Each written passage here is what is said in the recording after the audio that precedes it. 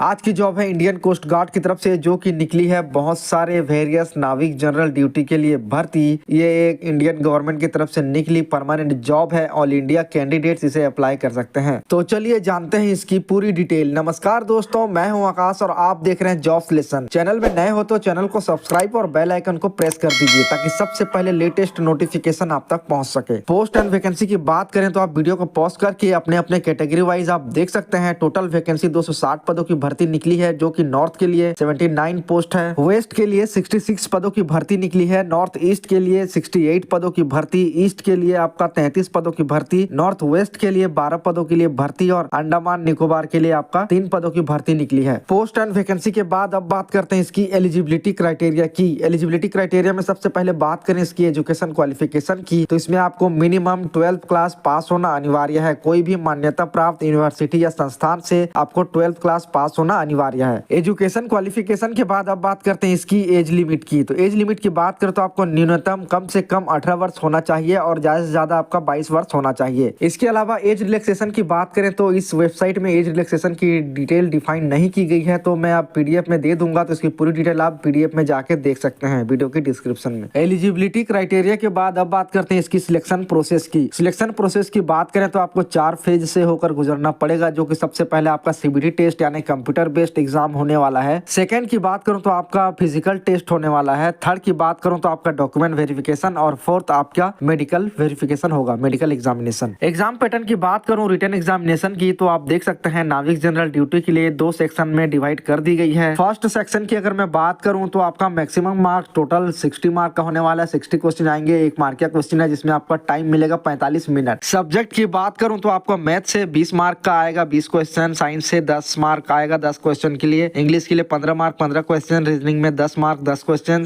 और जीके आपका 5 क्वेश्चन आएंगे 5 मार्क के लिए। पासिंग मार्क की बात करूं तो आप अनरिजर्व कैटेगरी ईडब्ल्यूएस और ओबीसी के लिए आपका मिनिमम 30 मार्क आपको लाना है, तब आप क्वालिफाई कर पाएंगे, और एससी एसटी के लिए आपका मिनिमम 27 मार्क से ऊपर लाना, तब आप क्वालिफाई कर पाएंगे। लेकिन आप कोशिश कीजिए कि आपका मार्क ज्यादा से ज्यादा आए, क्योंकि खाली 30 मार्क और 27 मार्क ला लेने से आप खाली क्वालिफाई ही कर पाएंगे, शॉर्ट लिस्ट में आप शायद ही आ पाएंगे। और ये सारे सब्जेक्ट आपका 10th क्लास के हिसाब से ही आपका एग्जाम पैटर्न आएंगे। सेक्शन 2 की बात करूं तो आपका टोटल 50 मार्क का 50 क्वेश्चन आने वाला है, जिसमें आपको 30 मिनट का समय दिया जाएगा। इसमें सिर्फ और सिर्फ आपका मैथ 25 मार्क का और फिजिक्स आपका 25 मार्क का होने वाला है। अनरिजर्व ईडब्ल्यूएस और ओबीसी कैटेगरी के लिए आपको 20 मार्क कम से कम लाना होगा, तब आप क्वालिफाई कर पाएंगे, और एससी एसटी के लिए आपका मिनिमम 17 मार्क से ऊपर आप लाएंगे तो आप क्वालिफाई कर पाएंगे। सेक्शन 1 की बात करूं तो आपका 10वीं क्लास के हिसाब से 10th क्लास के हिसाब से सिलेबस था, लेकिन सेक्शन 2 की बात करूं तो आपको ये 12th क्लास के हिसाब से ही आने वाला है। रिटन एग्जामिनेशन के बाद बात करते हैं फिजिकल फिटनेस टेस्ट की, तो आपका इसमें 1.6 किलोमीटर रनिंग कराया जाएगा, जिसमें कि आपको 7 मिनट में पूरा करना है। इसके अलावा 20 स्क्वाट अप्स यानी आपका उठक बैठक कराया जाएगा। थर्ड में आपका 10 बार पुशअप कराया जाएगा। इसके बाद बात करें डॉक्यूमेंट वेरिफिकेशन की, तो डॉक्यूमेंट वेरिफिकेशन में आपका हर एक डॉक्यूमेंट आपका चेक होगा, जो भी इसमें रिक्वायर्ड डॉक्यूमेंट था, जो भी आप फिलअप किए हैं वो डॉक्यूमेंट। इसके अलावा आपका पहचान पत्र जैसे कि आधार कार्ड, जो भी आपका डॉक्यूमेंट है सबको आपको लेके आना है। एग्जाम पैटर्न के बाद अब बात करते हैं इसकी एग्जामिनेशन फीस की, एप्लीकेशन फीस की। तो एप्लीकेशन फीस यहाँ पर सभी सामान्य वर्गों के लिए 300 रुपए की फीस रखी गई है। इसके अलावा जो भी कैंडिडेट्स को एज रिलैक्सेशन मिलती है या छूट मिलती है, तो उनके लिए कोई भी फीस नहीं रखी गई है, जैसे कि एससी एसटी कैटेगरी के लिए। एप्लीकेशन फीस के बाद अब बात करते हैं इस जॉब के लिए अप्लाई कैसे करें। Indian coast guard general duty के लिए, नाविक जनरल ड्यूटी के लिए अप्लाई करने के लिए आपका इसकी ऑफिशियल वेबसाइट में या फिर डायरेक्ट हमारे वीडियो के डिस्क्रिप्शन में जाकर आप अप्लाई लिंक में क्लिक करके अप्लाई कर सकते हैं। एप्लीकेशन फॉर्म ओपन होने के बाद आप इसमें अपना बेसिक रिक्वायर्ड डिटेल, जो भी रिक्वायर्ड डिटेल है आपका, उसमें आप फिलअप कर दीजिए। बेसिक डिटेल फिलअप करने के बाद इसके अलावा आपका डॉक्यूमेंट भी आपको स्कैन करते हुए अपलोड करना है, जैसे कि आपका signature, colour passport size photo और आपका रिक्वायर्ड रिलेवेंट डॉक्यूमेंट। पूरा डिटेल फिलअप करने के बाद डॉक्यूमेंट स्कैन करके अपलोड करने के बाद एक बार अच्छे से आप वेरीफाई कर लीजिए कि आप सही से भरे हैं या नहीं। इसके बाद आप अपना एप्लीकेशन फीस को पे कर दीजिए अपने अपने कैटेगरी वाइज। उसके बाद पूरे डिटेल को आप सबमिट कर दीजिए। इस जॉब से रिलेटेड और भी कोई क्वेरी रह गई हो तो हमें कमेंट में टाइप करके पूछ सकते हैं। इसके अलावा वीडियो अगर आपको अच्छी लगी हो तो वीडियो को एक लाइक कर दीजिए, और भी ऐसे जॉब रिलेटेड लेटेस्ट नोटिफिकेशन पाने के लिए हमारे चैनल को सब्सक्राइब भी कर दीजिए। धन्यवाद।